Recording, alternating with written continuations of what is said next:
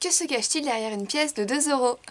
Oui, bon, on est au confinement J+3, moi je craque déjà, donc tout ceci pour introduire de la vie heureuse de la tranquillité de l'âme par Sénèque. Une âme tranquille et une vie heureuse pour 2 euros?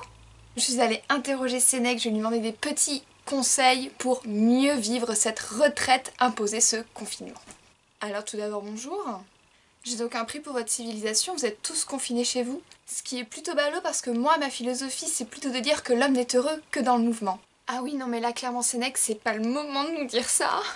J'ai également lu dans votre ouvrage que la retraite et le repos étaient bénéfiques pour l'homme. Oui, je pense que l'homme qui n'est pas heureux dans le repos est en vérité un homme dont l'âme est tourmentée. L'âme est alors insatisfaite des précédentes actions, mais également dans l'incertitude des suivantes, donc elle n'est pas apaisée. Alors justement, Sénèque, comment apaiser son âme lorsque nous sommes confinés? Je pense qu'il faut vous livrer à l'étude, car en vous livrant à l'étude, vous échappez à tous les dégoûts de l'existence. Vous pouvez par exemple étudier mon livre. Non mais ça va, la promo gratuite comme ça. En étudiant, vous ne serez pas à charge uniquement de vous-même.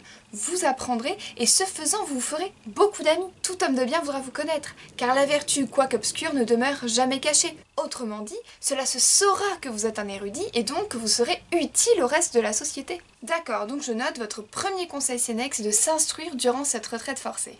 Et oui, Jamy. Non, pardon, c'est totalement... Alerte, anachronisme, Sénèque ne peut pas dire mais oui Jamy. Mon autre conseil, c'est que durant cette retraite, vous pouvez planifier l'après-retraite. Il est important pour l'homme de se fixer un objectif, mais attention, il faut profiter de ce temps pour comparer vos forces avec votre projet, car la puissance d'action doit toujours l'emporter sur la force de résistance. N'entreprenez que des affaires que vous pourrez terminer. Fixez-vous un objectif que vous êtes sûr d'atteindre, que vous pourrez atteindre. Sinon, votre âme, qui ne saura accomplir cet objectif, qui ne saura accomplir ce chemin, sera de nouveau tourmentée. Alors donc, deuxième conseil, en profitez pour planifier l'après-confinement. Oui, tout en sachant que il faut savoir accepter son sort, il faut savoir se rendre souple. Il ne faut pas craindre les changements de plan.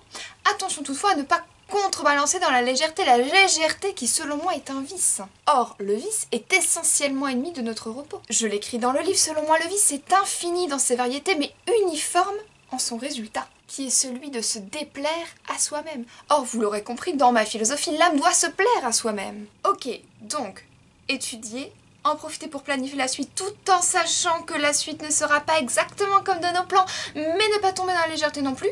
Quoi d'autre? 3 derniers petits conseils. Le premier, ne vous laissez pas démoraliser. Apprenez à rire de votre situation, de votre condition, à la fois d'être humain et de confinement. Car selon moi, celui qui sait rire de lui et de ses semblables, soudainement ne les trouve plus odieux, mais risibles, et ainsi crée de l'espérance. Deuxième point, selon moi, il est nécessaire d'alterner la vie avec le monde et la vie avec soi-même. Il est bon de se retirer souvent en soi-même. La fréquentation des gens trouble l'esprit également.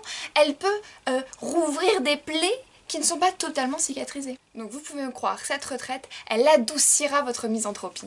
Plus tard, lorsque vous la retrouverez, la société adoucira cet ennui dans lequel vous êtes en train de vivre en ce moment. Troisième et dernier petit point, profitez-en pour vous reposer. Selon moi, le repos fait partie du travail. D'ailleurs, si les législateurs ont instauré des jours de fête, c'est afin de rassembler les hommes et qu'ensemble ils trouvassent un peu de repos au milieu des affaires. Donc si je comprends bien, ce que vous êtes en train de nous dire finalement, c'est que ce confinement, il va être bénéfique. Dans toute situation imposée par la vie, il est important d'y trouver des agréments, des compensations, des plaisirs. Et la nature, selon Sénèque, sachant tous les malheurs auxquels les hommes sont prédestinés, a placé un adoucissement dans l'habitude. Autrement dit, nous allons nous habituer à cette situation et la trouver un petit peu moins pénible. Un grand merci Sénèque pour votre participation à cette vidéo qui touche maintenant à sa fin. Écoutez, c'est avec un immense plaisir. N'hésitez pas à vous rendre... non. Non, ne vous rendez pas en librairie. Vous pourrez vous le procurer plus tard. Il est vraiment temps que je termine cette vidéo. Je vous souhaite à tous bon courage pour ce confinement. Restez chez vous, prenez soin de vous et de vos proches. Et lavez-vous les mains. Et pensez à l'attestation. À bientôt.